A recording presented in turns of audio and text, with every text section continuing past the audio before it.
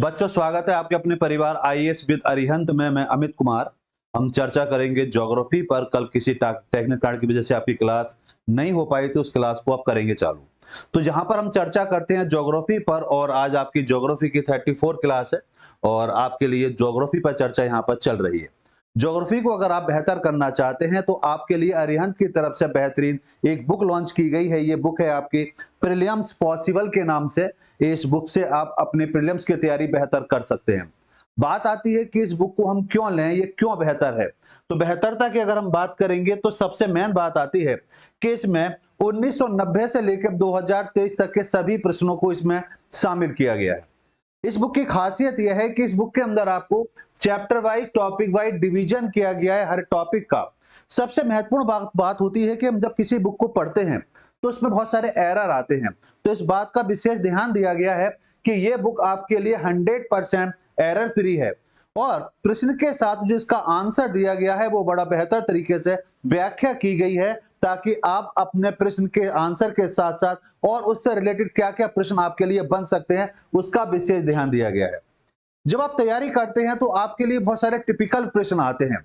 तो टिपिकल प्रश्न को याद कैसे किया जाए और उसके लिए स्रोत कहां से लाए जाएं, कौन कौन सी बुक्स पढ़नी चाहिए, तो उन सब चीजों को ध्यान में रखते हुए जितने भी टिपिकल प्रश्न है उनके लिए अलग से एक आपको नॉलेज प्लस के नाम से एक बॉक्स दिया गया है, जिससे उस प्रश्न से रिलेटेड जितनी भी समस्याएं, जो भी डाउट बन सकते हैं, वो सभी डाउट आपको पॉइंट पर मिल जाएंगे।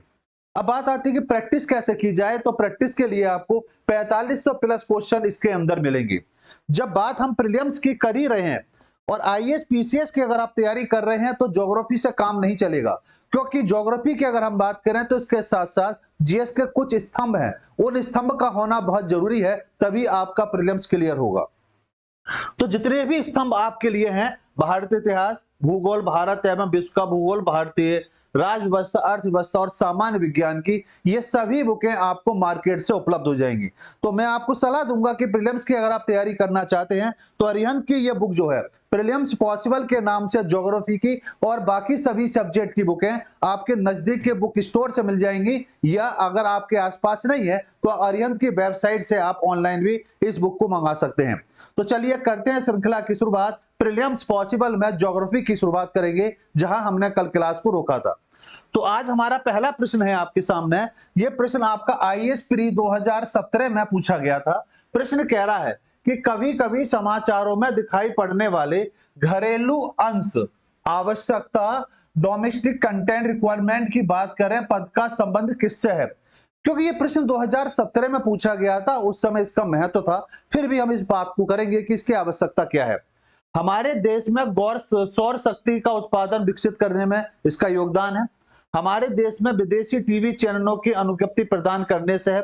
हमारे देश में खाद्य उत्पादों और अन्य देशों को निर्यात करने से है।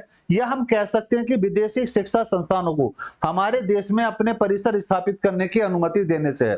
तो यहाँ पर अगर हम बात को देखते हैं तो जब बात अब इसकी हो रही है, डोमेस्टिक कंटेंट रिक्वायरमेंट की बात हो रही है, तो बात होगी आपके कहना चाहिए सौर शक्ति की बात होगी। तो हमारे देश में सौर शक्ति के उत्पादन के विकास की बात पर जो जोर दिया गया वो दिया गया आपका है। क्योंकि बात अगर हम करेंगे तो भारत सरकार के द्वारा जनवरी 2010 में राष्ट्रीय सौर ऊर्जा नीति को प्रारंभ किया गया था, और उसके आधार पर इस तरह की एक पॉलिसी चालू की गई थी। और इसका उद्देश्य क्या था, हमारे देश में सौर शक्ति का उत्पादन या उसका विकास बड़े स्तर पर करना चाहिए। तो चलिए अगले प्रश्न पर आते हैं। चलिए पहले इसकी व्याख्या समझते हैं। बिल्कुल सही आंसर क्या है आपका, ए है।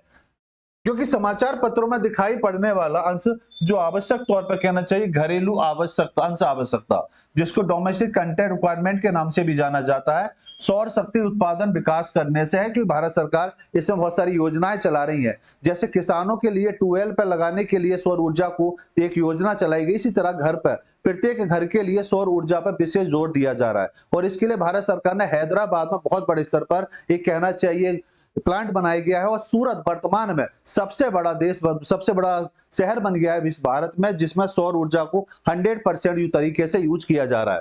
इसी तरह अगर यहाँ पर हम देखेंगे तो भारत को सौर ऊर्जा के क्षेत्र में वैश्विक स्तर पर अग्रणी देश के रूप में लाने के लिए भारत सरकार द्वारा देखिए जनवरी 2010 में राष्ट्रीय ऊर्जा नीति को क्या किया गया था, प्रारंभ किया गया था। इस निधि को नाम जो दिया गया था जवाहरलाल नेहरू राष्ट्रीय सौर मिशन के नाम से इसको जाना गया। ठीक,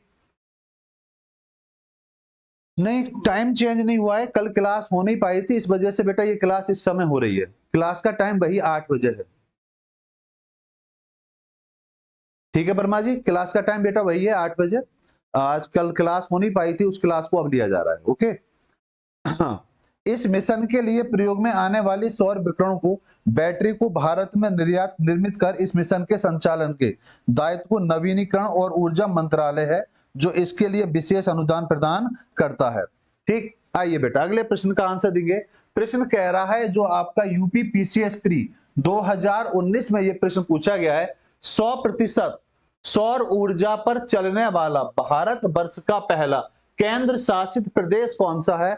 जल्दी से जवाब देंगे। अंडमान निकोबार, चंडीगढ़, दीव है या आपका पंडुचेरी है? तो फटाफट दीजिए आंसर कि इस प्रश्न का सही और सटीक आंसर कौन सा ऑप्शन होगा। जी जल्दी से आंसर देंगे, फटाफट दीजिए आंसर। देखिए बात को जरा समझें।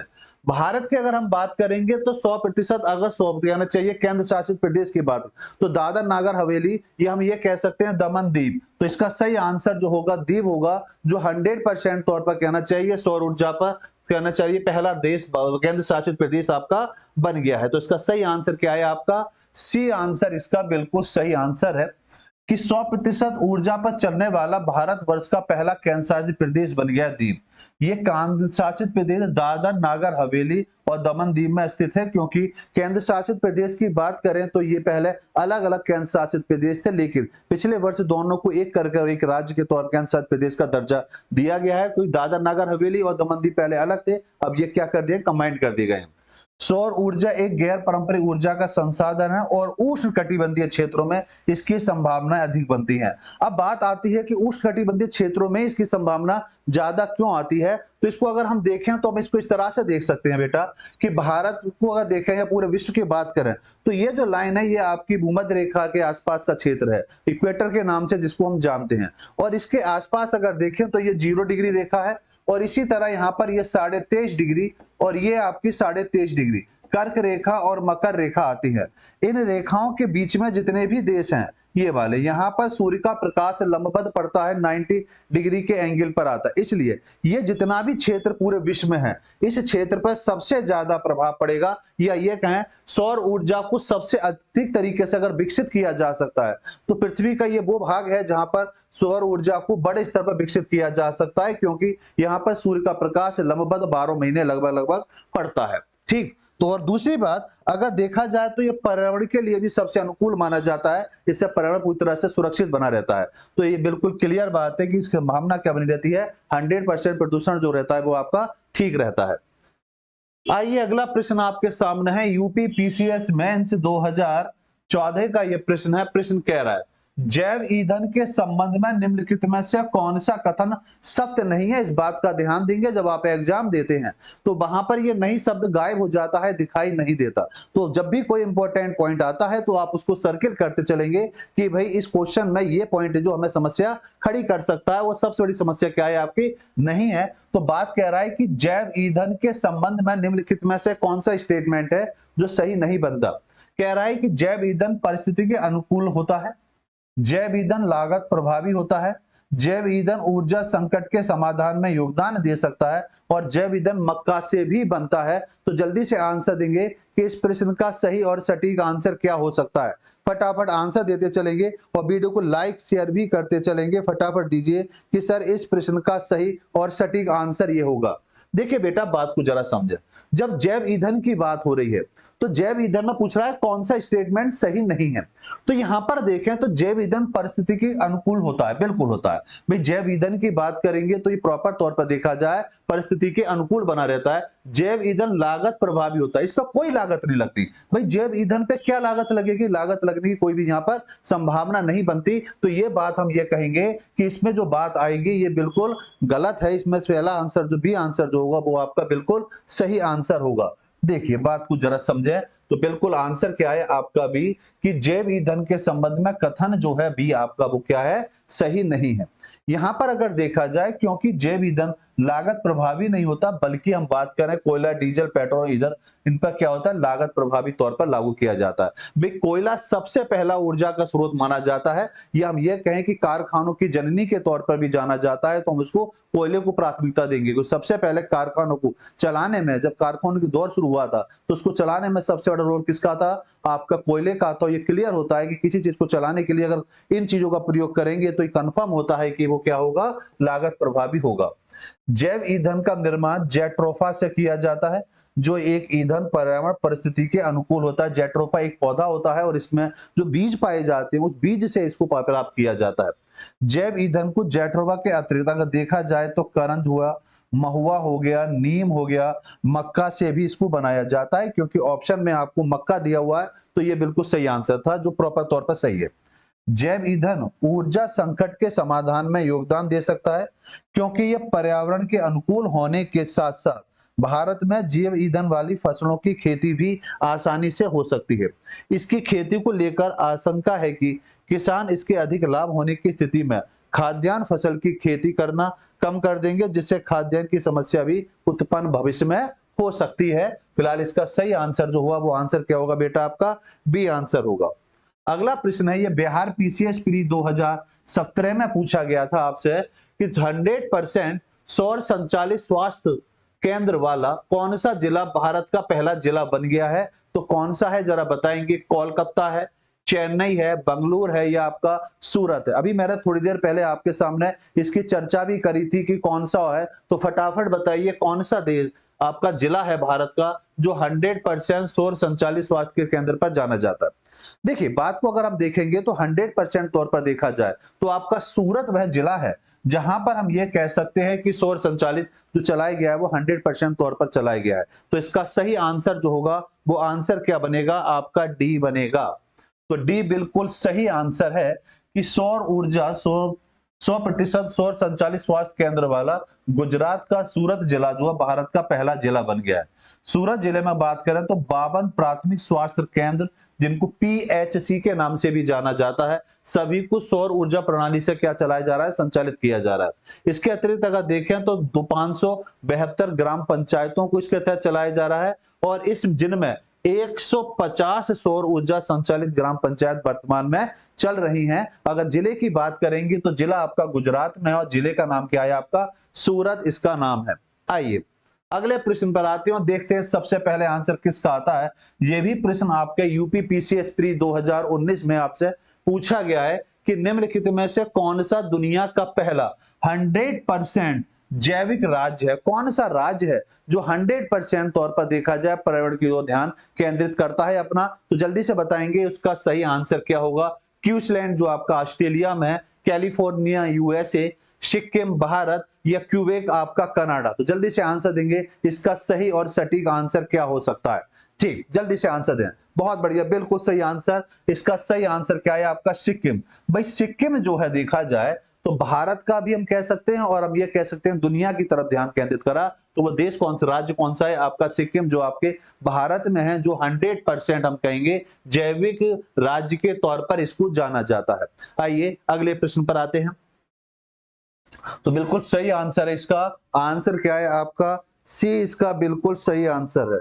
ठीक, तो जैविक राज्य का तात्पर्य ऐसे राज्यों से होता है जहां रासायनिक खाद्यों के स्थान पर जैविक खाद्यों के माध्यम से खेती की जाती है। राज्य में जैविक उत्पाद के लिए राष्ट्रीय कार्यक्रम द्वारा निर्धारित दिशा निर्देशों के अनुसार प्रतिक्रियाएं और सिद्धांतों को लागू कर लगभग 75,000 हेक्टेयर कृषि भूमि को क्रमिक रूप से प्रमाणित जैविक भूमि में क्या करा गया है, परिवर्तित किया गया है। इसके पश्चात कृषि योग्य भूमि के लिए रासायनिक उर्वरकों का इस्तेमाल और उनकी बिक्री को प्रतिबंधित कर दिया जाता है, प्रतिबंधित कर दिया जाता है। और सिक्किम के बाद अगर हम देखेंगे तो लक्षद्वीप जो केंद्र शासित भारत का दूसरा ऐसा राज्य है जहां जैविक खाद्यों के माध्यम से खेती को प्रोत्साहित किया जा रहा है। तो यहां पर याद रखेंगे कि अगर पूरे राज्य की बात होगी तो आपका नाम सूरत आएगा, और केंद्र शासित प्रदेशों की बात करेंगे तो जो राज्य आएगा वो आपका लक्षद्वीप होगा।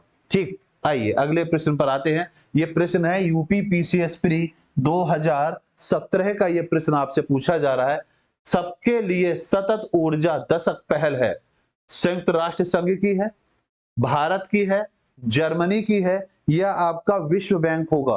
तो जल्दी से बताइए कि इस प्रश्न का सही आंसर क्या हो सकता है कि सबके लिए सतत ऊर्जा। देखिए सतत ऊर्जा का मतलब क्या होता है, सबसे पहले यह समझेंगे। सतत ऊर्जा का मतलब होता है कि ऐसी ऊर्जा, ऐसा कोई कार्य सतत, सतत का मतलब पहले समझेंगे। सतत का मतलब ऐसा विकास होता रहे, ऐसा कार्य हो जो आज भी हो रहा है और आज के 10 साल बाद कोई अगर जनरेशन आए उसको भी मिलनी चाहिए। तो ऐसी कौन सी ऊर्जा पर सबसे पहले ध्यान केंद्रित करता है? तो बात अगर हम करेंगे 21 और 2021-24 के दशक में, कि सबके लिए सतत ऊर्जा का जो फोकस करा वो आपका किसने करा? यूएसए, संयुक्त राष्ट्र संघ की तरफ से इस पर विशेष ध्यान केंद्रित किया गया है। तो सही आंसर जो होगा वो आंसर आपका क्या होगा बेटा? ए आंसर इसका बिल्कुल राइट आंसर है। तो आंसर क्या है इसका? ए, कि संयुक्त राष्ट्र संघ द्वारा 2014 से 24 के दशक को सबके लिए सतत ऊर्जा वर्ष घोषित किया गया है। ये इंपॉर्टेंट है इस साल के लिए प्रश्न, ये प्रश्न इस साल के लिए बड़ा इंपॉर्टेंट है, आने की संभावना बनती है। संयुक्त राष्ट्र संघ द्वारा पर्यावरण संरक्षण के लिए विकास लक्ष्य का एजेंडा निश्चित किया गया, जिसके लिए वैश्विक स्तर पर देखा जाए तो 17 विकास लक्ष्य निर्धारित किए गए। इन 17 विकास लक्ष्यों को वर्ष 2030 तक प्राप्त करने का लक्ष्य क्या करा गया है? निर्धारित किया गया है। वैश्विक ऊर्जा के नवीनीकरण ऊर्जा के हिस्सेदारी बढ़ाने और सस्ती, विश्वसनीय और आधुनिक ऊर्जा सेवाओं तक सार्वभौमिक पहुंच बढ़ाने पर क्या दिया गया है? यहां पर बल दिया गया है। तो फिलहाल सही आंसर जो होगा वो आपका ए आंसर होगा। यूपी पीसीएस मेंस 2017 का यह प्रश्न आपके सामने है। प्रश्न कह रहा है विश्व का प्रथम पूर्ण रूप से सौर ऊर्जा से संचालित अंतरराष्ट्रीय हवाई पतन स्थित है, कहां पर स्थित है? बंगलुरु में है, कोचू में है, कोची में है, अहमदाबाद में है, या कोचिकोड में है? तो जल्दी से बताएंगे इसका सही आंसर कौन सा होगा जो आपका कहना चाहिए सौर ऊर्जा से संचालित अंतरराष्ट्रीय हवाई पतन के तहत होगा। तो अगर हम बात करेंगे तो वो आंसर क्या है आपका? फिलहाल कोची होगा 2017 के अनुसार। तो सही आंसर क्या होगा आपका? बिल्कुल राइट आंसर आपका क्या है बेटा? बी आंसर है। तो सही आंसर क्या है बेटा? बी, कि विश्व का प्रथम पूर्ण रूप से सौर ऊर्जा से संचालित अंतरराष्ट्रीय हवाई पतन कहां पर है? कोची, जो इस समय कहां पर है? केरल। इस हवाई पतन को संयुक्त राष्ट्र पर्यावरण कार्यक्रम ने भी स्वीकृति प्रदान करी है और इस हवाई पतन का अगस्त 2015 को केरल के तत्कालीन मुख्यमंत्री जो थे ओमान चांडी ने 12 मेगावाट क्षमता और सौर ऊर्जा उत्पादन इकाई की शुभारंभ किया गया था। तो इसका सही आंसर क्या होगा बेटा आपका? बी आंसर इसका बिल्कुल सही और सटीक आंसर। बड़ा बेहतरीन प्रश्न आपके लिए है और ये प्रश्न आपके लिए यूपी पीसीएस प्री 1999 में ये आपसे पूछा गया है। प्रश्न कह रहा है निम्नलिखित कथनों में से कौन सा स्टेटमेंट सही है? चीन विश्व में अग्रणीय कोयला उत्पादक है। यूक्रेन में डोनेट्स बेसिन प्रमुख कोयला उत्पादन केंद्र है। जर्मनी में सार क्षेत्र मुख्यतः कोयला उत्पादक क्षेत्र है। यह संयुक्त राज्य अमेरिका के मुख्य कोयला उत्पादक क्षेत्र अपलेशियन प्रदेश के अंतर्गत आते हैं। ये अपलेशियन माउंटेन है उसके आसपास के क्षेत्र को कहा जाता है। तो जल्दी से बताएंगे इसका सही आंसर क्या होगा।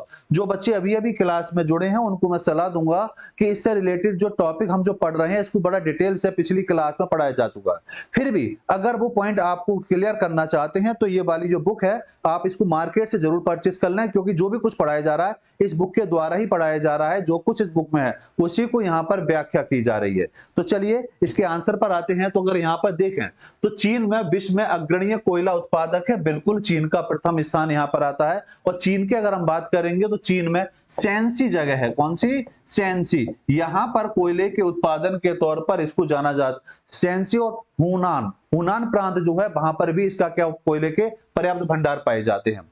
दूसरा, यूक्रेन के नॉर्थ बेसिन प्रमुख कोयला उत्पादन क्षेत्र के तौर पर जाना जाता है। बिल्कुल ये भी सही है। जर्मनी के सार क्षेत्र मुख्यतः कोयला उत्पादक क्षेत्र, ये भी सही है। और संयुक्त राज्य अमेरिका के मुख्य कोयला उत्पादक क्षेत्र अपलेशियन प्रदेश है। बिल्कुल अपलेशियन माउंटेन के आसपास का जो क्षेत्र है वो इसके लिए प्रॉपर तौर पर जाना जाता है। तो हम ये कह सकते हैं कि यहाँ पर सही आंसर जो होगा वो आंसर क्या होगा आपका? डी आंसर बिल्कुल सही आंसर है। तो यहां पर देखें तो आंसर व्याख्या बिल्कुल स्पष्ट कहती है कि सर आंसर इसका क्या होगा? डी आंसर होगा। तो दिए गए कथनों में देखा जाए तो सभी कथन आपके प्रॉपर तौर पर सही बैठते हैं। विश्व में कोयला उत्पादन क्षेत्र में चीन अग्रणीय देश है। और चीन के देखिए मैंने बताया सैनसी, सेंस और सांसी और हुनान प्रांत में पत्थर के कोयले के भंडार यहाँ पर स्थित हैं। विश्व में कोयले का सर्वाधिक खनन जो होता है वो कहां पर होता है, आपके चीन के अंतर्गत ही होता है। दूसरा अगर देखेंगे डोनेट बेसिन जो कहा है डॉनबास के नाम से भी जाना जाता है, ये कहां पर है, यूक्रेन में है और ये भी आपके कोयले के लिए प्रॉपर तौर पर जाना जाता है और उत्पादक क्षेत्र के तौर पर। वर्तमान में ये क्षेत्र रूस के अधिकार वाले क्षेत्र के अंतर्गत चला गया है। जर्मनी में सार क्षेत्र जो मुख्यतः कोयला उत्पादक क्षेत्र है और ये फ्रांस की सीमा पर सार नदी के घाटी पर स्थित है। जो सार नदी है उस नदी का जो घाटी का क्षेत्र है उसके आसपास ये कोयले के भंडार पाए जाते हैं। संयुक्त राज्य अमेरिका में मुख्य कोयला उत्पादक क्षेत्र की बात करेंगे तो अपलेशियन माउंटेन या अपलेशियन प्रदेश के आसपास का जो क्षेत्र है वो व्यापक तौर पर इसके जाना जाता है। यहाँ उत्तम कोटि के कोयले की क्या करी जाती है, प्राप्ति की जाती है। अपलेशियन क्षेत्र में कोयले के अधिकांश खाने जो हैं पृथ्वी की सतह पर स्थित हैं। तो ये बड़ा इंपॉर्टेंट प्रश्न है आपके लिए, ये इंपॉर्टेंट लाइन है, इसको जरूर ध्यान से समझेंगे। आइए अगले प्रश्न पर आते हैं। यूपी पीसीएस प्री 2007 का ये प्रश्न आपके लिए है। प्रश्न कह रहा है निम्नलिखित युग में से कौन सा सही सुमेलित नहीं है, ये बताना है कि कौन सा ऑप्शन है जो प्रॉपर तौर पर सही मैच नहीं हो रहा। ऑप्शन है किम्बरली की खान हीरे, किम्बरली की खान जो कहां पर है आपकी अफ्रीका में है, ये कहां पर है आपकी अफ्रीका में है। अफ्रीका में किम्बरली की खान, और मैंने आपको एक शब्द और बताया था कि जब भी ये शब्द आएगा किम्बरली, ठीक, तो इसको ऐसे समझेंगे बेटा, किम्बरले जब भी आए तो इसको हम दो जगह यूज करेंगे, एक होगा ऑस्ट्रेलिया में और एक प्रयोग होगा आपका अफ्रीका में। अगर हम अफ्रीका में बात करेंगे तो अफ्रीका में बोलेंगे हीरे की खान के लिए ये जानी जाती है, जबकि ऑस्ट्रेलिया में बात करेंगे तो ऑस्ट्रेलिया में ये आप कहेंगे पठार है, और ये पठार कहां पर है आपका पश्चिमी ऑस्ट्रेलिया के अंतर्गत आता है। तो पश्चिमी ऑस्ट्रेलिया में एक ये पठार है जिसको किम्बरले के नाम से जाना जाता है, और इसी पठार से एक नदी निकलती है जिसको विक्टोरिया नदी के नाम से जाना जाता है। तो ये किम्बरले शब्द ज्योग्राफी में आपको दो जगह परेशान करेगा। दूसरा विटवाटरलैंड की बात करेंगे, सोना जो आपका ऑस्ट्रेलिया में, कटंगा, कटंगा भी आपका तांबा है, जहाँ कटंगा का जो पठार है अफ्रीका में वहां से ये निकलता है आपका तांबा।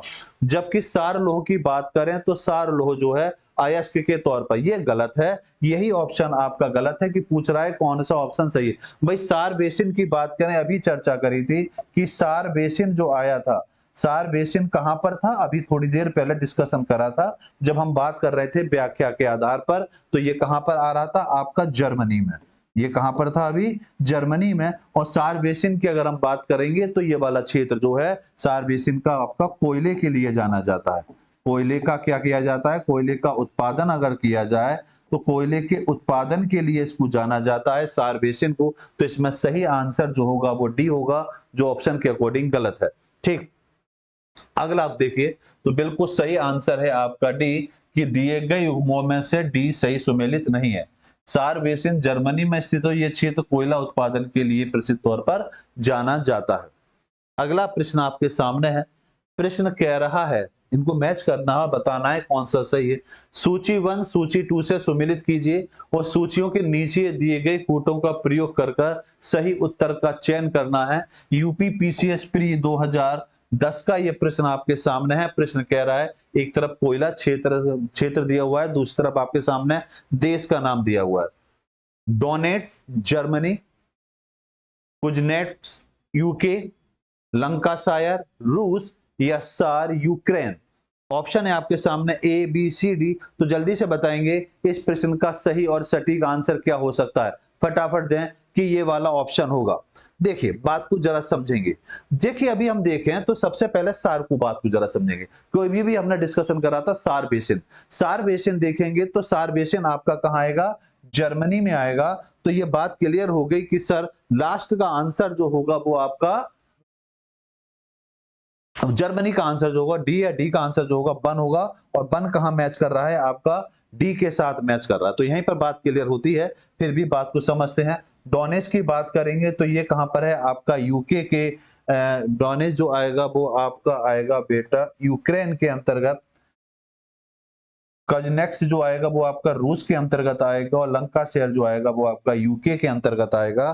तो सही ऑप्शन जो बैठेगा वो ऑप्शन क्या है आपका बी ऑप्शन बिल्कुल सही आंसर है। बात को जरा समझने की कोशिश करेंगे कि बिल्कुल सही आंसर है आपका डी।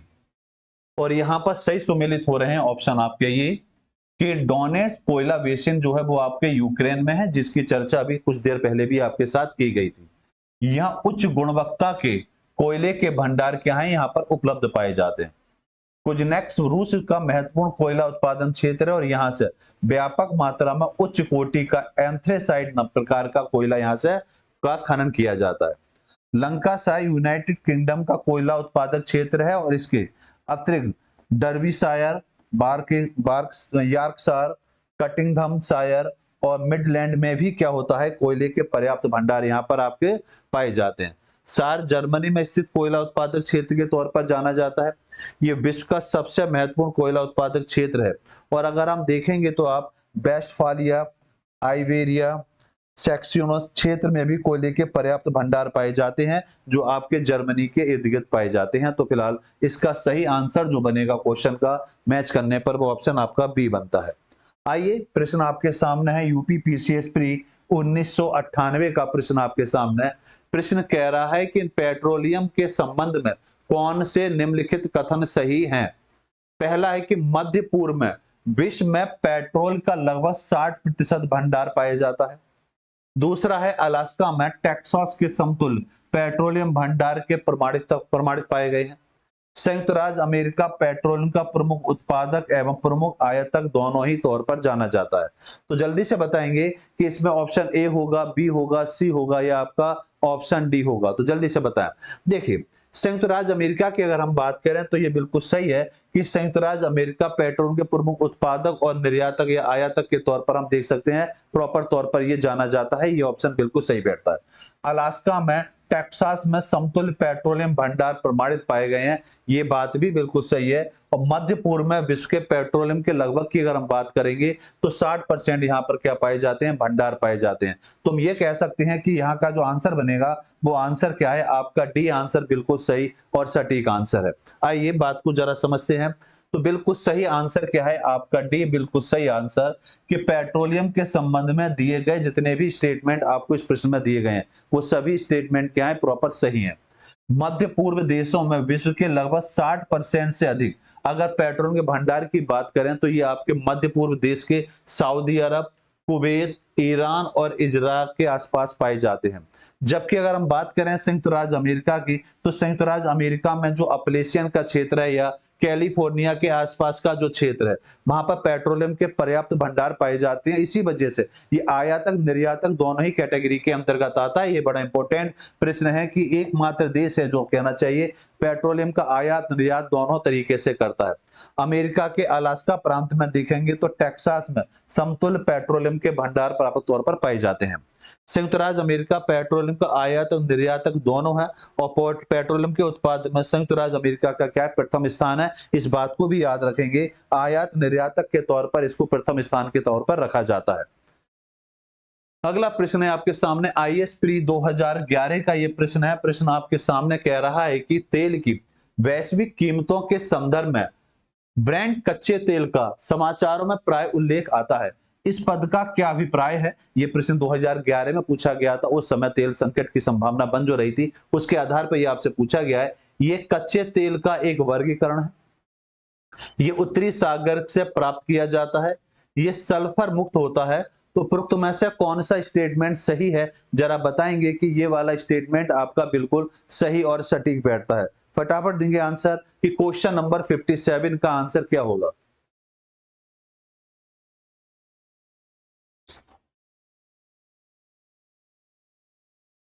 जल्दी से दे आंसर।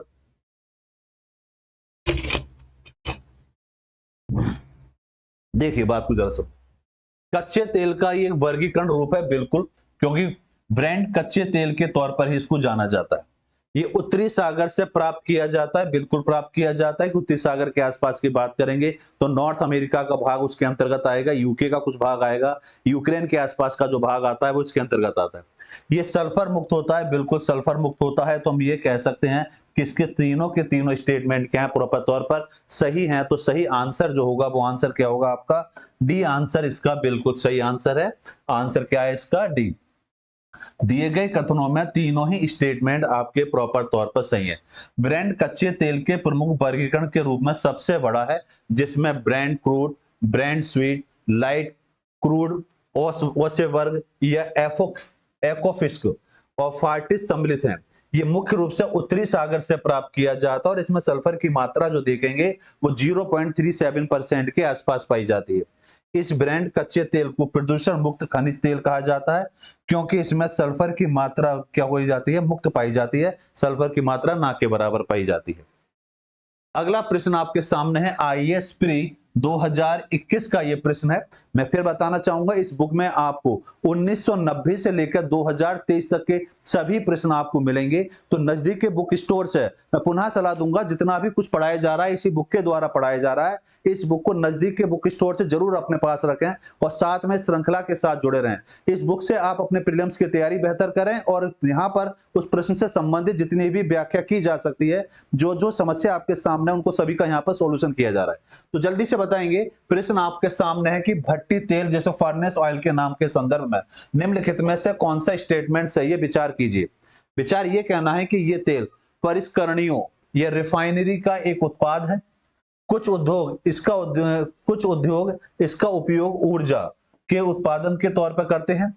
इसके उपयोग से पर्यावरण गंधक का उत्सर्जन होता है। ऑप्शन आपके सामने है ए, बी, सी, डी। तो जल्दी से बताएंगे इसका सही और सटीक आंसर क्या होगा। जल्दी से आंसर दें कि इसका सही आंसर क्या होगा। वीडियो को लाइक शेयर भी करते चलेंगे और बताते चलेंगे। देखिए बात कुछ ऐसे, भाई जब रिफाइनरी की बात हो रही है और फर्नेस ऑयल की बात हो रही है और भट्टे के तेल पर जाना जाएगा तो बिल्कुल क्लियर है, ये उत्पाद होगा, इसका रिफाइन के द्वारा ही होगा। इसका उपयोग ऊर्जा प्लांट के तौर पर किया जाता है, बिल्कुल पावर उत्पादन के तौर पर भी इसका उपयोग किया जाता है। पर्यावरण से गंधक उत्सर्जन होता है, बिल्कुल होगा। जब रिफाइनरी है तो ये कंफर्म है कि ये होगा ही होगा। तो इसका सही आंसर जो बना वो आंसर क्या रहेगा आपका, डी आंसर बिल्कुल राइट आंसर होगा। देखिए बात को जरा समझेंगे, आंसर इसका बना डी कि भट्टी तेल या फर्नेस ऑयल के संदर्भ में दिए गए सभी कथन क्या है, प्रॉपर तौर पर सही है। भट्टी तेल रिफाइनरी का एक उत्पाद है और ये काला चिपचिपा अवशिष्ट ईंधन होता है, जिससे मुख्य रूप से कच्चे तेल की आसवन इकाई की भारी घटकों, लघु अवशेष और कैटालिटिक क्रैकर यूनिट से प्राप्त क्लोरोफाइड ऑयल को मिलाकर प्राप्त किया जाता है। यह उपलब्ध सभी ईंधनों में सबसे सस्ता ईंधन होता है और उद्योग के बॉयलर, टाइवन आदि चलाने के लिए बिजली उत्पादन करने के लिए उपयोग में लाया जाता है। इसके उपयोग से पर्यावरण में गंधक का उत्सर्जन होता है और गंधक पर्यावरण की दृष्टि से एक प्रदूषक है जो पर्यावरण के लिए प्रतिकूल प्रभाव डालता है, जिसका प्रभाव अम्लीय वर्षा में आपको स्पष्ट तौर पर दिखाई देता है। अगला प्रश्न आपके सामने है। प्रश्न ये कह रहा है कि बताइए, ये प्रश्न आपका आईएएस प्री 2021 में ये प्रश्न आपसे पूछा गया है। प्रश्न कह रहा है कि निम्नलिखित कथनों पर विचार कीजिए तथा नीचे दिए गए कूटों की सहायता से सही उत्तर का क्या करना है, चयन करना है। वैश्विक सागर आयोग, ग्लोबल ओशन कमीशन अंतरराष्ट्रीय जल क्षेत्र में समुद्री संस्तरीय सीवेज खोज और खनन के लिए लाइसेंस प्रदान करता है। दूसरा, भारत के अंतरराष्ट्रीय जल क्षेत्र में समुद्री संस्तरीय खनिज की खोज के लिए लाइसेंस प्राप्त करता है। और तीसरा ऑप्शन आपके सामने है जो ये कह रहा है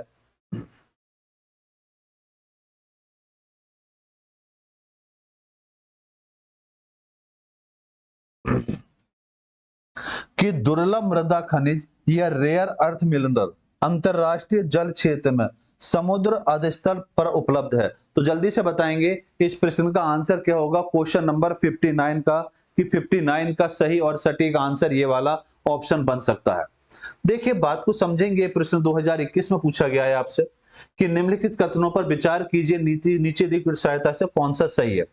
वैश्विक सागर में ग्लोबल ओशन कमीशन अंतरराष्ट्रीय जल क्षेत्र में समुद्री संस्तरीय सीवेज की खोज और खनिज के लिए लाइसेंस प्रदान करता है, ये गलत है। ये लाइसेंस इसके लिए प्रदान नहीं करता। जबकि भारत ने अंतरराष्ट्रीय जल क्षेत्र में समुद्री संस्तरीय खनिज की खोज के लिए लाइसेंस प्रदान करता है, ये बिल्कुल क्लियर है। और दुर्लभ मृदा खनिज जिसको रेयर अर्थ मिनरल के अंतरराष्ट्रीय जल क्षेत्र में समुद्री स्तर उपलब्ध है, ये भी सही है। तो सही आंसर जो बनेगा वो आंसर क्या रहेगा आपका? बी रहेगा। तो इसका सही आंसर जो होगा वो सेकंड और थर्ड होगा। फर्स्ट ऑप्शन इसका क्या है? गलत ऑप्शन है। बात को जरा समझेंगे, क्या है यहाँ पर गलती। उपरोक्त में से देखा जाए तो सेकंड और थर्ड स्टेटमेंट आपका सही है। भारत के अंतरराष्ट्रीय जल क्षेत्र में समुद्रीय संस्तरीय खनिज की खोज के लिए लाइसेंस प्राप्त किया जाता है। इस संबंध में अंतरराष्ट्रीय सीवेज अथॉरिटी ISA और पृथ्वी विज्ञान मंत्रालय द्वारा पॉलीमेटिफिक नेड्यूल अन्वेषण अनुबंधन पर प्रतिवर्ष 2002 में हस्ताक्षर किए गए थे। इस वर्ष 2017 में 5 वर्ष के लिए बढ़ा दिया गया और अब अपने 75,7500 किलोमीटर लंबी तट के साथ समुद्री संसाधनों की खोज और उपयोग के लिए हितधारी होता है। यार बात को समझेंगे, कोई भी देश होता है, उस देश की जो समुद्री सीमा होती है, इसको जरा समझें। सीमा जो होती है वो 200 मील होती है। कितनी होती है? 200 मील होती है, जिनको 3 स्तरों में डिवाइड किया जाता है, जिसकी चर्चा अभी हम जब पढ़ेंगे, समुद्र वाला चैप्टर पढ़ेंगे, तो वहां पर समझेंगे कि इनका स्तर किस तरीके से किया जाता है। यहाँ पर इसको किलोमीटर में प्रेजेंट किया गया है, लेकिन समुद्र की सीमा को जब भी आंका जाता है उसको मील के आधार पर मापा जाता है। उपयोग में एक हितधारी और योगदानकर्ता के तौर पर जाना जाता है। दुर्लभ मृदा खनिज की अगर हम बात करें, रेरर मृदा मिनरल अंतरराष्ट्रीय जल समुद्र अंतर स्थल पर उपलब्ध है। फर्स्ट स्टेटमेंट गलत है, क्योंकि ये लाइसेंस जो प्रदान करता है अंतरराष्ट्रीय जल क्षेत्र में समुद्री संस्तरीय सीवेज की खोज और खनन के लिए लाइसेंस अंतरराष्ट्रीय सीवेज अथॉरिटी के द्वारा प्रदान किया जाता है, ना कि इसके द्वारा। तो अब ये कह सकते हैं कि सही ऑप्शन जो बनेगा वो ऑप्शन आपका क्या रहेगा? बी। भाई ISA एक स्वायत्त अंतरराष्ट्रीय संगठन है, जिसका मुख्यालय कहां पर है आपका? जमैका में किंगस्टन के अंतर्गत है। अगला प्रश्न आपके सामने है। प्रश्न कह रहा है कि बताइए कौन सा स्टेटमेंट यहां पर सही होंगे। शैवाल आधारित जैव ईंधनों का उत्पादन संभव है, लेकिन इस उद्योग के संदर्भ में विकासशील देशों की क्या भूमिका संभावित है? ऑप्शन बताना है कौन सा सही होगा। ये प्रश्न आपका यूपी PCS प्री 2017 में आपसे पूछा गया। शैवाल आधारित जैव ईंधनों का उत्पादन केवल समुद्रों में ही संभव है, महाद्वीपों पर नहीं है। दूसरा, शैवाल आधारित जैव ईंधन का उत्पादन को स्थापित करने और इंजीनियरिंग करने हेतु निर्माण पूरा होने तक उच्च स्तरीय विशेषज्ञता प्रौद्योगिकी की जरूरत होती है। आर्थिक रूप से व्यवहारिक उत्पादन के लिए बड़े पैमाने पर सुविधाओं की स्थापना की आवश्यकता होती है, जिससे पारिस्थितिकी एवं सामाजिक सरोकार उत्पन्न हो सकते हैं। तो जल्दी से बताएंगे ABCD में से कौन सा ऑप्शन आपको लगता है सही हो सकता है? जल्दी से बताएं बेटा, इस क्वेश्चन का आंसर क्या होगा?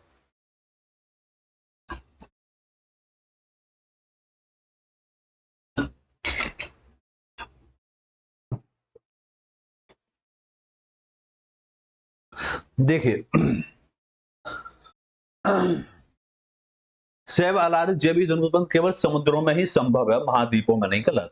महाद्वीपों में शैवाल क्या होते हैं? समुद्र के अंदर जो पाए जाते हैं, जो पानी के अंदर, ये कह सकते हैं ऑक्सीजन की भूमिका के तौर पर जो पाए जाते हैं, उनको हम शैवाल कह सकते हैं। तो सिर्फ महाद्वीपों में ही संभव, महाद्वीपों पर नहीं। महाद्वीपों पर क्यों नहीं होगा? भारत एक महाद्वीप है, उसके दक्षिणी भाग में बहुत सारे शैवालों की संभावना बनी रहती है। तो शैवाल क्या होता है भाई? शैवाल समझ में आ गया, पानी के अंदर जो होते हैं जैव ईंधन की संभावना जो बनती है, तो ऑक्सीजन को बनाए रखने में इसका बहुत बड़ा रोल होता है, जिसकी चर्चा हम पिछली क्लास में कर चुके हैं। जिन बच्चों को इसके बारे में डिटेल से समझना है तो प्ले लिस्ट अलग से ज्योग्राफी की बनी हुई है, उस क्लास को सीक्वेंस बाय देखेंगे तो बेहतर तरीके से हर कॉन्सेप्ट आपका क्लियर होता चला जाएगा।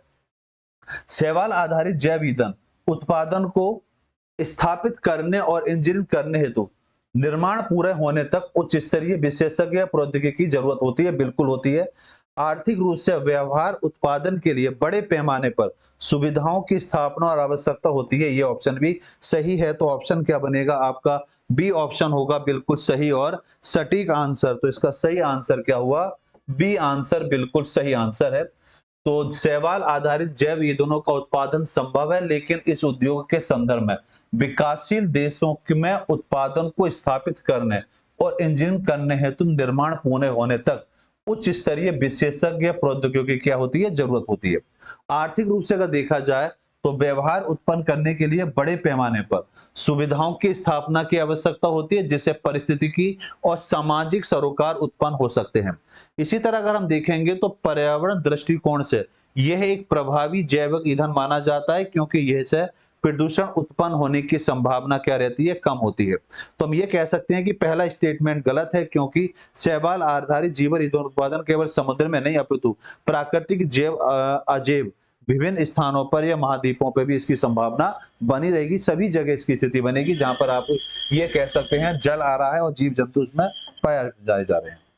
अगला प्रश्न है आपके सामने, जो आईएएस प्री 2012 में यह प्रश्न आपसे पूछा गया है कि जीव भार गैसीकरण को भारत में ऊर्जा संकट के आधारणीय हलों में से एक समझा जाता है। इस संदर्भ में कौन सा स्टेटमेंट आपको लगता है सही हो सकता है?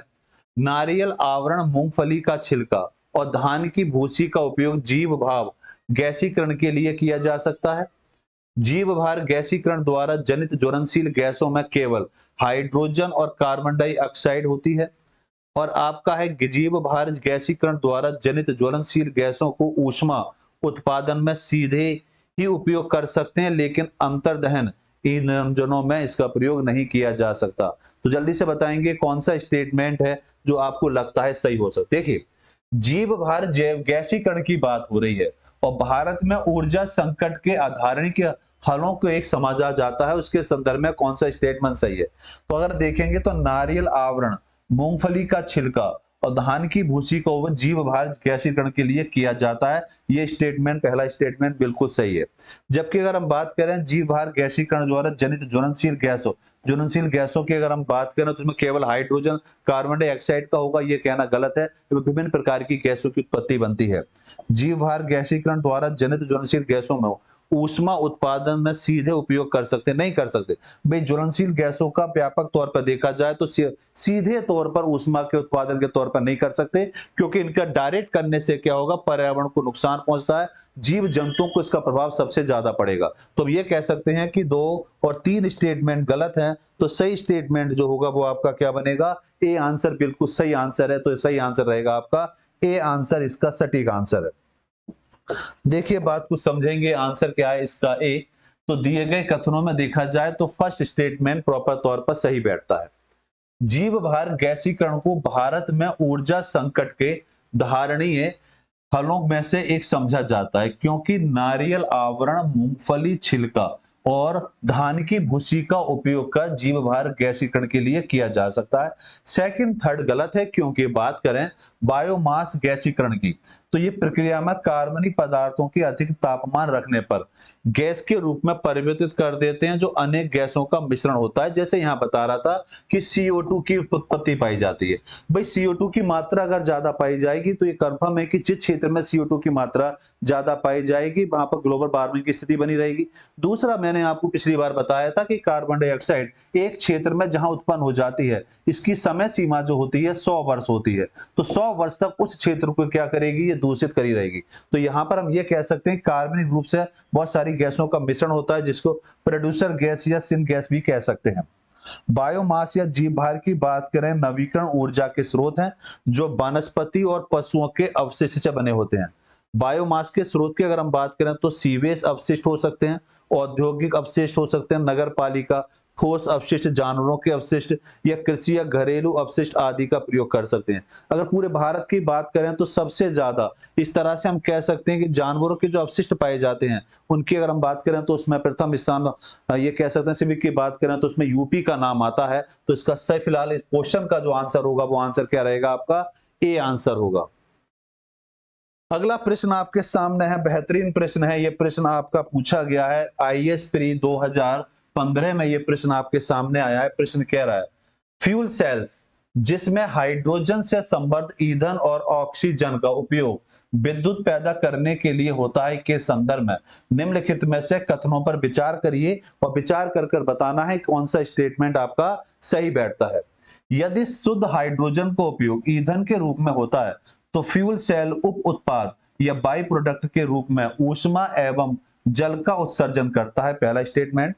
दूसरा स्टेटमेंट कह रहा है फ्यूल सेल का उपयोग भवनों को विद्युत प्रदाय के लिए तो किया जा सकता है, किंतु लैपटॉप, कंप्यूटर जैसी छोटी युक्तियों या डिवाइसों के लिए नहीं होता। तीसरा स्टेटमेंट है, फ्यूल सेल्स प्रत्यावर्ती धारा एसी के रूप में विद्युत उत्पादन करते हैं। तो जरा बताइए इसमें कौन सा स्टेटमेंट सही होगा? फर्स्ट, सेकंड, थर्ड में से कौन सा स्टेटमेंट आपको लगता है प्रॉपर तौर पर सही होगा? देखिए बात को जरा समझें। यदि शुद्ध हाइड्रोजन का उपयोग ईंधन के रूप में होता है तो फ्यूल में सेल उत्पाद या बाई प्रोडक्ट के रूप में ऊष्मा एवं जल का उत्सर्जन करते हैं। बिल्कुल बात ये प्रॉपर तौर पर आपकी बात सही बैठती है। लेकिन अगर बात करें तो फ्यूल सेल्स को भवनों की विद्युत प्रदाय के लिए होता है, और किंतु लैपटॉप, कंप्यूटर जैसी छोटी इकाई के लिए नहीं हो सकता है, गलत। फ्यूल सेल्स प्रत्यावर्ती धारा एसी के रूप में नहीं, ये किसके रूप में काम करता है? डीसी के रूप में काम करता है, तो ये भी यहाँ पर गलत होगा। तो बिल्कुल सही आंसर क्या होगा आपका? ए आंसर बिल्कुल प्रॉपर तौर पर सही बनता है। आइए बात को जरा समझते हैं। तो सही आंसर क्या है आपका? ए आंसर बिल्कुल सही आंसर है। तो दिए गए कथनों में बात करें तो स्टेटमेंट कौन सा सही है आपका? फर्स्ट स्टेटमेंट है। फ्यूल सेल ईंधन सेल्स एक प्रभावशाली ऊर्जा उत्पादनकारी प्रणाली है जो ईंधन के तौर पर देखा जाए हाइड्रोजन और ऑक्सीजन को एक विद्युत रासायनिक प्रक्रिया में जोड़कर विद्युत क्या करता है? ये उत्पन्न करता है। ईंधन सेल एक विद्युत रासायनिक उपकरण है जो एक ईंधन की रासायनिक क्रिया को सीधे बड़े कुशल तरीके से विद्युत एवं ताप परिवर्तित करता है। इस प्रकार फ्यूल सेल्स में शुद्ध हाइड्रोजन का उपयोग ईंधन के रूप में किया जाता है, जो तो उत्पाद के रूप में ऊष्मा और जल की क्या होती है? प्राप्ति होती है। यहां पर देखें तो सेकंड और थर्ड स्टेटमेंट गलत हैं, क्योंकि फ्यूल सेल का उपयोग देखें तो ऊष्मा ऊर्जा के रूप में प्राप्त करने के साथ साथ भवनों में विद्युत प्रदाय के लिए भी किया जाता है। इसके अतिरिक्त बैटरी आधारित वाहनों, कंप्यूटर, लैपटॉप जिनमें भी किया जाता है। छोटी युक्तियों में भी इसका उपयोग व्यापक तौर पर किया जा सकता है, जैसे आप अपना मोबाइल देख सकते हैं या लैपटॉप देख सकते हैं, उनमें बैटरी होती है जिनको ऊर्जा के तौर पर लंबे समय तक रखा जाता है। मैं आपसे कह रहा हूं कि इस बुक में अलग से एक ऑप्शन मिलेगा आपको नॉलेज प्लस का, कि इससे रिलेटेड हमें और क्या चीजें मिलनी चाहिए। तो उसको देखें तो हाइड्रोजन फ्यूल सेल्स में शून्य कार्बन उत्सर्जन होता है, ग्रीन हाइड्रोजन में कार्बन फुटप्रिंट कम होता है, तथा ब्राउन हाइड्रोजन का उत्पादन कोयले के लिए किया जाता है। ये इंपॉर्टेंट लाइन है, इसको जरा समझेंगे कि ब्राउन हाइड्रोजन का उत्पादन कोयले के लिए किया जाता है। ग्रे हाइड्रोजन का उत्पादन प्राकृतिक गैस से होता है, जबकि ब्लू हाइड्रोजन की उत्पत्ति प्राकृतिक गैस से होती है। तो ये बड़ा इंपॉर्टेंट पॉइंट है, इनको आप जरूर नोट करेंगे। और अगर क्लास मिस हो जाती है तो मैं फिर सलाह दूंगा कि नजदीक के बुक स्टोर से इस बुक को जरूर खरीद लें और इससे अपनी तैयारी बेहतर करें। तो चलिए आते हैं अगले टॉपिक पर, और आज हमारा जो अगला टॉपिक है उस पर चर्चा करेंगे। उससे पहले ये प्रश्न आपका है, और ये प्रश्न आपका आईएएस प्री 2010 में आपसे पूछा गया है। प्रश्न कह रहा है कि भारत में जैविक डीजल के उत्पादन के लिए जेट्रोफा कार्कास के अतिरिक्त पोंगामिया पिनाटा को भी क्यों एक उत्तम विकल्प माना जाता है? भाई जेट्रोफा की बात करें तो पेट्रोलियम के तौर पर जाना जाता है, एक बीज इसके अंदर पाया जाता है जो बायोडीजल के तौर पर जिसका भविष्य में बनने की संभावना बनती है, जिसमें भारत भी एक अग्रणी भूमिका के तौर पर खड़ा है। तो यहां पर देखेंगे सही क्या होगा। भारत के अधिकांश शुष्क क्षेत्रों में पोंगामिया पिनाटा प्राकृतिक रूप से उगता है। पोंगामिया पिनाटा के बीजों में डिलिप अंश बहुतायत पाया जाता है। तो उपरोक्त में से कौन सा स्टेटमेंट सही है ये बताना है। फर्स्ट, सेकंड, थर्ड, फोर्थ, जल्दी से आंसर देंगे सभी लोग कि इस प्रश्न का सही और सटीक आंसर क्या हो सकता है। जी जल्दी से आंसर देंगे। देखिए अगर हम बात करें तो भारत में जब जेट्रोफा प्राकृतिक तौर पर पाया जाता है, विशेष तौर पर पाया जाता है, तो उसी क्षेत्र के आसपास शुष्क क्षेत्र जितने होंगे वहां पर यह भी पाया जाएगा। तो भारत के अधिकांश शुष्क क्षेत्रों में देखें तो पोंगामिया पिनाटा प्राकृतिक रूप से ये उभरा हुआ होता है।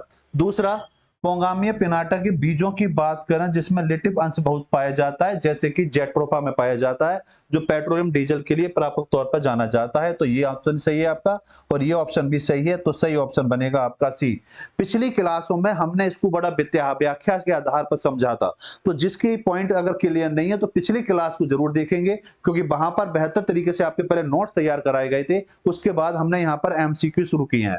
तो आइए इस प्रश्न के आंसर को समझते हैं। तो आंसर बिल्कुल सही आंसर क्या है आपका? सी आंसर होगा, जिसका स्टेटमेंट कह रहा है कि पहला दूसरा प्रॉपर तौर पर आपके आंसर सही है। भारत में अगर देखें तो जैविक डीजल के उत्पादन के लिए जेट्रोफा कर्कास के अतिरिक्त पोंगामिया पिनाटा को भी महत्वपूर्ण माना जाता है, क्योंकि भारत के पोंगामिया पिनाटा की खेती अर्ध शुष्क क्षेत्रों में होती है।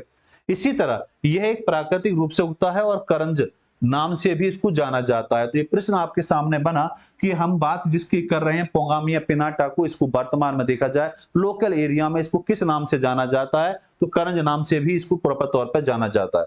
इसमें मुख्य रूप से 3 वनस्पतियां जातियों के मेल होते हैं, जिसमें से 2 वृक्ष जाति और तीसरी लता और गुल्म पाई जाती हैं। पोंगामिया पिनाटा के बीजों में अगर देखें तो लिपिड अंश जो पर्याप्त मात्रा में पाया जाता है और जिसे भविष्य में कह सकते हैं ओलिक अम्ल के तौर पर भी इसको जाना जाएगा। चलिए आगे आते हैं। आज हमारा टॉपिक है उद्योग और औद्योगिक नगर। यहां से आपके प्रश्न एग्जाम में कम से कम 2 प्रश्न आपके बनेंगे और मोस्टली क्वेश्चन जो बनते हैं मैचिंग करने वाले बनते हैं, जो मैच करने वाले आते हैं। तो ध्यान से बात को समझते हुए चलेंगे कि उद्योग और औद्योगिक नगर। सबसे पहले बात आती है उद्योग की, इसकी विशेषता क्या है। इसकी विशेषता की बात करें तो विनिर्माण इकाई है। विनिर्माण मतलब लंबे समय तक चलने वाली इकाई है, नए नए क्षेत्रों पर इसकी उत्पत्ति होती रहती है, जिसमें मशीन है, उपकरण है, श्रम उपयोग भी निर्माण तौर पर भूमिका निभाते हैं। जबकि उद्योग की अवस्थिति को प्रभावित करने वाले कारक देखे जाएं तो कौन कौन से हैं। भाई उद्योग की बात करेंगे तो उद्योग को सबसे ज्यादा जो प्रभावित करता है बाजार की अभिगम्यता प्रभावित करती है। मतलब किसी चीज को बाजार में ले जाकर बाजार की डिमांड के आधार पर उद्योग चलता है, ना कि उद्योग के डिमांड पर मार्केट में जिस चीज की डिमांड होगी उसके अकॉर्डिंग ही चीज को हम लोग उद्योग के तहत उतारी जाती है। दूसरा, कच्चे माल की उपलब्धता। जैसे मेरे हाथ में ये पेन है, इस पेन की डिमांड कहाँ है। मान लीजिए स्मार्ट क्लास चलाने के लिए इस पेन की डिमांड है, तो ये पेन के लिए हमें क्या चाहिए, कौन कौन से कच्चे पदार्थ चाहिए, कौन कौन से कच्चे माल चाहिए, वो डिपेंड करता है आपके उद्योग पर। श्रम आपूर्ति, बनाने वाले कितने लोग चाहिए उस पर डिपेंड करेगा। परिवहन संचार की सुविधा, कि उद्योग उस क्षेत्र में लगाया जाए जहां पर परिवहन की और संचार की प्रॉपर तौर पर सुविधा हो। ऐसे नहीं कि उद्योग को कहीं भी लगाया जा सकता है। तो उद्योग को लगाने के लिए सबसे पहले तो हमें मार्केट की डिमांड कि हमारा माल ऐसी जगह उद्योग लगाया जाए जहां से मार्केट तक चीजों को आसानी से पहुंचाया जा सके, जिसमें परिवहन की महत्वपूर्ण भूमिका होती है। सरकारी नीतियों के तहत ही उद्योगों को लगाया जाता है। सामूहिक अर्थव्यवस्था और उसके आसपास की जो अर्थव्यवस्था है वो प्रमुख तौर पर प्रभावित करती है आपके मार्केट को या उद्योग को। उद्योगों के मध्य संबंध की आपका इस पेन का मान लीजिए उद्योग है, अन्य पेन के साथ कैसा उसका डिपेंड करता है, वो डिपेंड करता है मार्केट की डिमांड के आधार पर। तो ये सभी के सभी कारक जो है इसको क्या करते हैं, मूलतः प्रभावित करते हैं। आगे अगर हम देखेंगे तो अगर इनका वर्गीकरण अगर हम करते हैं कि इनके वर्गीकरण को अगर देखा जाए कि इनका वर्गीकरण कौन सा होगा, तो वर्गीकरण आप ऐसे देख सकते हैं। सबसे पहले होता है आकार के आधार पर कि इनका आकार क्या होगा। देखिए आकार के आधार पर देखें तो सबसे पहला कुटीर लघु उद्योग जो घर में लगाए जाते हैं। देखा होगा हमारी दादी घर में दड़ी बुना करती थी। आज भी कहीं कहीं देखेंगे तो बुजुर्ग लोग जो हैं वो दड़ी बुनते हैं। तो वो दड़ी बुनना क्या है, कुटीर उद्योग के अंतर्गत आएगा। मुर्गा पालन है वो भी इसी के अंतर्गत आएगा। मतलब कुल मिलाकर जो हम कह सकते हैं छोटे क्षेत्र में, छोटी जगह पर जिनको किया जा सके, छोटे पैमाने के उद्योग और बड़े पैमाने के उद्योग। इसमें देखिए उद्योग के कटु उद्योग की मतलब कलाकृति मतलब जो काम हाथ से किया जा सकता है, वो सभी उद्योग इसके अंतर्गत आएंगे। दूसरा, कच्चे माल के आधार पर, जिसको अभी मैं कह रहा था कि कच्चे माल के आधार पर डिपेंड करता है। जैसे बात इस पेन की मैं कर रहा हूं तो इसको बनाने के लिए कौन कौन से कच्चे माल की आवश्यकता होती है। तो कच्चे माल को चलाने के लिए कच्चे माल के आधार पर कौन कौन से डिमांड होती है, वर्गीकरण किया जाए तो सबसे पहले आपका आएगा कृषि आधारित को देखेंगे तो कृषि आधारित में आपका चीनी, जो व्यापक तौर पर आप देखें पश्चिमी उत्तर प्रदेश का जो क्षेत्र है ये देख सकते हैं एक उद्योग प्रधान राज्य माना जाता है, क्षेत्र माना जाता है। वो कौन सा है आपका, चीनी है। या फिर साउथ में अगर जाएंगे तो तमिलनाडु के आसपास अगर विश्व में अगर बात करेंगे तो आपका ब्राजील आ जाएगा। वनस्पति तेल, सूती वस्त्र, कॉफी, चाय, रबड़ आदि ये सभी चीजें कृषि पर आधारित हैं और इनको चलाने के लिए कच्चे माल की आवश्यकता होती है। समुद्र आधारित की बात करें तो खाद्य प्रसंस्करण, मत्स्य तेल इसके अंतर्गत आएगा। खनिज आधारित का बात करेंगे तो खनिज आधारित आपका 2 प्रकार का होगा, धात्विक और अधात्विक, जिनकी बात अभी हम कुछ देर पहले, इससे पहला जो चैप्टर चल रहा था वहां पर हमने इसकी विस्तार से बात करी थी कि धात्विक में कौन कौन से आएंगे, लोह अयस्क, लोह इस्पात वगैरह जो होंगे, और इसको इस चैप्टर को पिछले चैप्टर के साथ जरूर जोड़ेंगे। अब हमने पिछली क्लास में हमने पढ़ा कि लौह अयस्क का उत्पादन कहां पर होता है, किस किस क्षेत्र पर होता है, कौन कौन से खनन पाए जाते हैं, कहां कहां पर उनकी खान है, इन सब चीजों को ध्यान से समझेंगे। दूसरा अगर हम बात देखते हैं दूसरी, तो ये बात आती है आपकी आपका आएगा तांबा और एल्यूमिनियम। तांबा एल्यूमिनियम अहलोह के आधार पर भी जान सकते हैं। दूसरा एक प्रश्न और बन सकता है कि भविष्य की धातु किसे कहा जाता है, तो भविष्य की धातु के आधार पर हम याद रखेंगे एल्यूमिनियम को भविष्य की धातु के आधार पर जाना जाता है। दूसरा होगा आपका आध्यात्मिक। आध्यात्मिक में सीमेंट होगा, चीनी, मिट्टी के बर्तन, ये सभी के सभी तत्व जो होंगे ये आध्यात्मिक के अंतर्गत आएंगे, जो खनिज आधारित होते हैं। अब यहाँ पर देखिए चीनी यहाँ भी आया, ये चीनी आपका कृषि के अंतर्गत भी आया और खनिज आधारित, मतलब चीनी में जब किसी चीज की मिलावट कर दी जाएगी तो वो उद्योग जो बन जाएगा वो किस पर जाएगा, खनिज आधारित के तौर पर बन जाएगा। रासायनिक आधारित की बात करें जिसमें उर्वरकों की मात्रा पदार्थ करी जाए, रासायनिक चीजों का जहां प्रयोग किया जाता है, ऐसे उद्योग को रसायन आधारित बोला जाता है। जैसे पेट्रो रासायनिक, प्लास्टिक हो गया, कृत्रिम रेशा हो गया, नमक हो गया, रासायनिक उर्वरक इसके अंतर्गत आएंगे। जबकि वन आधारित जो होगा, वन का मतलब लकड़ी, और लकड़ी की बात करेंगे तो जितनी भी इमारती लकड़ी है, जिसमें लाख हो गया, तारपीन का तेल हो गया, कागज हो गया, मतलब जितने भी उद्योग को चलाने के लिए कच्चे माल के तौर पर लकड़ी का जहां जहां प्रयोग किया जाएगा वो सभी के सभी इसके अंतर्गत आएंगे। और पशु आधारित में आपका चमड़ा उद्योग आ सकता है, ऊन उद्योग आ सकता है, दूध उद्योग भी इसके अंतर्गत आएगा। जबकि उत्पादन के आधार पर अगर डिवाइड किया जाए कि डिमांड उत्पादन के आधार कि उत्पादित चीजों का किया जा सकता है, तो लौह इस्पात उद्योग मूलभूत है जो व्यापक तौर पर चलता है। और उपभोक्ता सामान मतलब जहां पर जिसकी डिमांड बनती है उसको यहां पर रखा जाएगा। अगर बात करें डिमांड के आधार पर तो जैसे बिस्किट हो गया आपका, वस्त्र हो गया, वाहन हो गया, ये व्यापक तौर पर वर्तमान में एक भौगोलिक तौर पर इनका प्रयोग किया जाता है। भौतिक सुख के आधार पर उपभोक्ता सामान को रखा जाता है।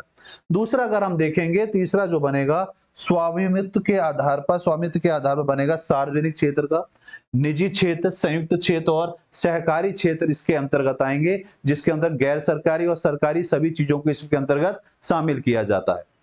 अगली बात को अगर हम समझते हैं तो बात आती है कि कौन कौन से उद्योग हैं और विश्व के औद्योगिक प्रदेश कौन कौन से हैं। उन प्रदेशों की अगर हम बात करें तो प्रदेश अगर देखेंगे तो उत्तरी अमेरिका के प्रादेशिक क्षेत्र कौन से हैं, ये जरूर ध्यान से समझेंगे कि यही पेपर में आपके आएंगे और वहां पर इनको मैच करने के लिए दिया जाता है। जैसे सेंट लॉरेंस घाटी का क्षेत्र, ये कहां पर है आपका, तो हम कहेंगे नॉर्थ अमेरिका का हिस्सा है। न्यू इंग्लैंड का क्षेत्र इसके अंतर्गत आएगा। कनेक्टिकट घाटी का क्षेत्र इसके अंतर्गत आएगा। मध्य अटलांटिक क्षेत्र इसके अंतर्गत आएगा।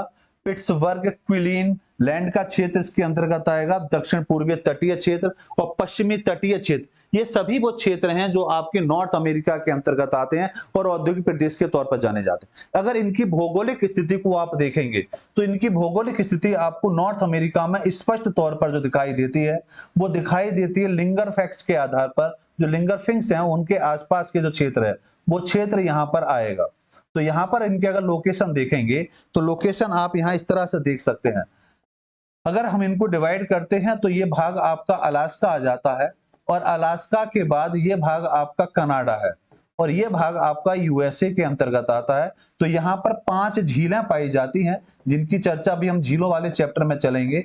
और 5 झीलों का जो क्षेत्र है, ये इस क्षेत्र को औद्योगिक क्षेत्र के नाम से जाना जाता है और ये सभी क्षेत्र लगभग इसी क्षेत्र के आसपास पाए जाते हैं। तो प्रश्न बनता है कि 5 झीलें कौन सी हैं, चर्चा आगे करेंगे, क्लास के साथ जुड़े रहेंगे। और नॉर्थ अमेरिका का जो औद्योगिक क्षेत्र है जो बड़े बड़े नाम से फेमस है वो सब इन 5 झीलों के इर्द गिर्द घूमता है, जिसमें सुपीरियर झील काफी एग्जाम में आपसे पूछी जाती है।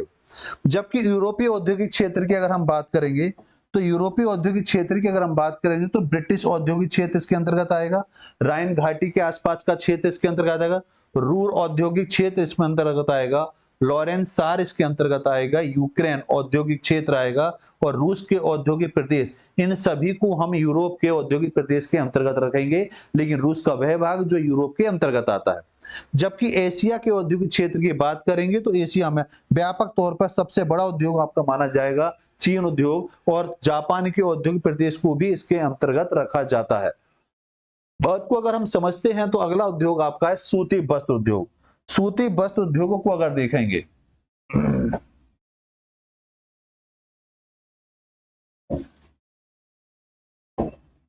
देखिए, सूती वस्त्र उद्योग की बात करें तो सबसे पहले इसका परिचय समझना पड़ा। विश्व के प्राचीनतम उद्योगों में इसको रखा जाता है, जैसे भारत में सूरत इसके लिए व्यापक तौर पर जाना था। सूती वस्त्र का सर्वप्रथम कारखाना कहाँ लगा था? संघाई में, चीन में लगा था 1894 में। जबकि प्रभावित करने वाले कारक देखें तो जितने भी उद्योग हैं उनको सबसे ज्यादा जो प्रभावित करता है वो आपका कच्चा माल है। कच्चे माल के अकॉर्डिंग डिपेंड करेगा आपके उद्योग को, और शक्ति के साधन डिपेंड करेंगे, सस्ता परिवहन, उष्ण आर्द्र जलवायु और श्रम उपलब्धि। तो प्रभावित करने वाले कारक लगभग सभी उद्योगों के कॉमन होते हैं, लेकिन कुछ भौगोलिक स्थिति भी निर्भर करती है उद्योग के आधार पर। अगर सूती वस्त्र के उद्योग की बात करेंगे, औद्योगिक केंद्र की अगर हम बात करेंगे, तो सबसे पहला नाम आएगा इंग्लैंड का। लंकाशायर का जो क्षेत्र है इसको जाना जाएगा। यांग पीसी क्यांग घाटी जो आपकी चीन के आसपास पाई जाती है, हांगो घाटी जो चीन के आसपास है, न्यू इंग्लैंड और अल्बामा जो क्षेत्र है वो आपका यूएसए के अंतर्गत आता है।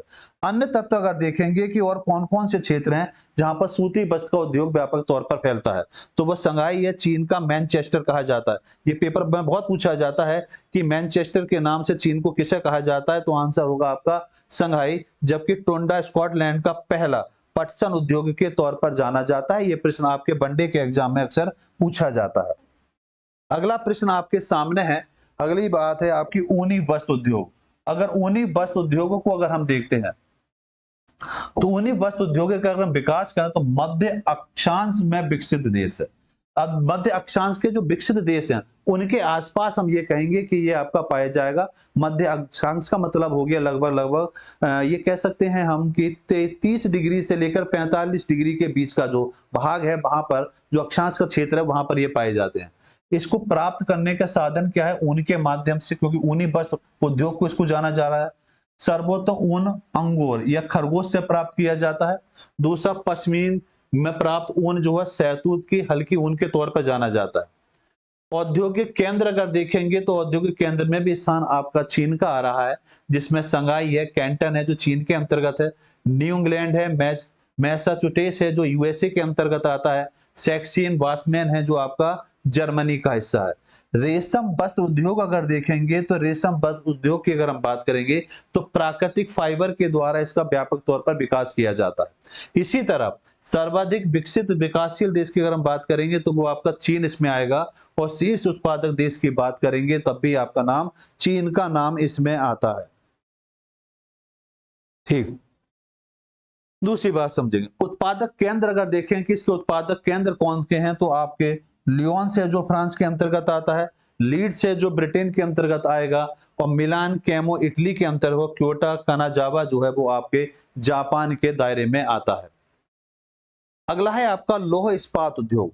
लौह इस्पात उद्योग की बात करेंगे तो ये बड़ा इंपॉर्टेंट है और सबसे बड़े उद्योगों की कैटेगरी में इसको रखा जाता है। इसको अगर आप देखेंगे तो विकसा भारी उद्योग है, मूलभूत उद्योग है, और पोषक उद्योग और उद्योगों के तहत इसको जाना जाता है। आवश्यकता क्या होती है? आवश्यकता मोस्टली सभी के लिए कॉमन बैठती है। विश्राम, पूंजी, स्थान, अवसंरचना, विकास। हाँ, ये कह सकते हैं कि कोयला का स्थान इसमें प्रॉपर तौर पर आएगा, क्योंकि कोयले को हम ये तरीके से जानते हैं कि उद्योग की जननी के तौर पर जाना जाए, किसी को ऊर्जा का स्रोत माना जाएगा तो वो आपका कोयला रहेगा। लोह इसकी उपलब्धता निर्भर करती है और चूना पत्थर इसके दायरे में आता है। इसी तरह अगर हम देखेंगे तो इसके औद्योगिक केंद्र की अगर हम बात करेंगे, जिसकी बात हम अभी पिछली क्लास में भी कर चुके हैं, तो अपलेशियन का क्षेत्र है जो पिट्सबर्ग कोयले के लिए जाना जाता है, पिट्सबर्ग के आसपास का क्षेत्र भी है। ग्रेट लेक्स है जो वर्मिंघम यूएसए के अंतर्गत आता है। हैमिल्टन जो कनाडा का वकिंगडम के नाम से भी इसको जाना जाता है। बर्मिंघम, सेल्फिड और लंकाशायर का क्षेत्र जो आपका ब्रिटेन में आता है। मास्को, सेंट पीटर्सबर्ग जो लुटा रूस के अंतर्गत आता है। ओसाका, कोब या कावासाकी जो जापान में है। संगाई, सेंसी और वुहानी जो है आपका चीन के अंतर्गत आता है।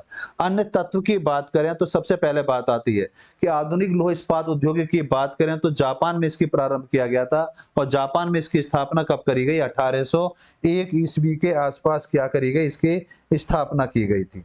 जबकि अगर हम बात करें ब्रिस्टल औद्योगिक प्रदेश के तौर पर आप ब्रिटेन को जानेंगे, जबकि सैक्सोनी जो है उद्योग जो है जो लौह इस्पात के तौर पर जाना जाता है, साइबर क्षेत्र के नाम से भी जिसको जाना जाता है, वो क्या है आपका जर्मनी इसके अंतर्गत होगा। अगला है कागज उद्योग। कागज उद्योगों को अगर देखा जाए तो कागज उद्योग को हम ऐसे देख सकते हैं कि इसके निर्माण में 90% कागज लुगदी तैयार होती है। कागज उद्योग को हम पेड़ पौधों के उद्योग के नाम से भी इसको जान सकते हैं। काष्ठ लुगदी पोपलर नामक वृक्ष से प्राप्त की जाती है। मुलायम लकड़ी और लकड़ी लुगदी का सबसे बड़ा उत्पादक देश कौन सा माना जाता है? कनाडा माना जाता है। पोपलर वृक्ष की एक खासियत होती है कि ये पेड़ जहां लगता है और इसकी पत्ती जिस क्षेत्र पर गिर जाती है, जमीन के जिस भाग पर गिर जाती है, उस भाग को ये बंजर कर देती है। इस पेड़ की खासियत ये है। इसी तरह यूकेलिप्टिस का पेड़ होता है। यूकेलिप्टिस की खासियत ये है कि वो पेड़ जिस जगह लगता है उसके चारों तरफ के 100 मीटर की भूमि को वो बंजर कर देता है।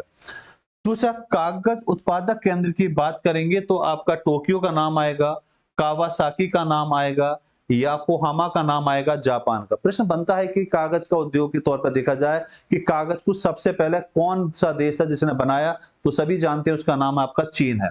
दूसरा हम देखेंगे क्यूबेक, ऑन्टेरियो, ब्रिटिश कोलंबिया जो आपके कनाडा के तौर पर कागज के उद्योग में जाना जाता है। लेनिनग्राद, मॉस्को ये रूस के अंतर्गत आता है और टॉडमंड और फ्रैंकफर्ट जो है ये जर्मनी के अंतर्गत आता है। अगर हम बात करेंगे अन्य तत्व की तो अखबारी कागज शीर्ष उत्पादक देश कौन सा है? कनाडा। ये प्रश्न पूछा गया है विगत वर्ष में कि अखबारी कागज के तौर पर शीर्ष देशों की कैटेगरी में कौन सा आएगा? आपका कनाडा आएगा। और मॉल्टेन प्रमुख केंद्र के तौर पर जाना जाता है कागज उद्योग के तौर पर। मैं आशा करूंगा कि आज की क्लास में हमने काफी कुछ बेहतर चीजों को क्लियर करा होगा। फिर भी आपको सलाह दूंगा कि नजदीक के बुक स्टोर से अरिहंत की ये बुक जरूर खरीद लें और इस बुक के साथ अपनी तैयारी करें। जो भी कुछ आपको ये पढ़ाया जा रहा है ये सब इस बुक में दिया हुआ है, ठीक है ना। आप इस बुक को अपने पास रखिए, बुक के साथ जोड़िए और श्रृंखला के साथ और प्रश्नों को और बेहतर तरीके से समझने की कोशिश करें। कल फिर मिलते हैं अपने उसी टाइम पर रात्रि 8 बजे। चलिए कल मिलते हैं। धन्यवाद।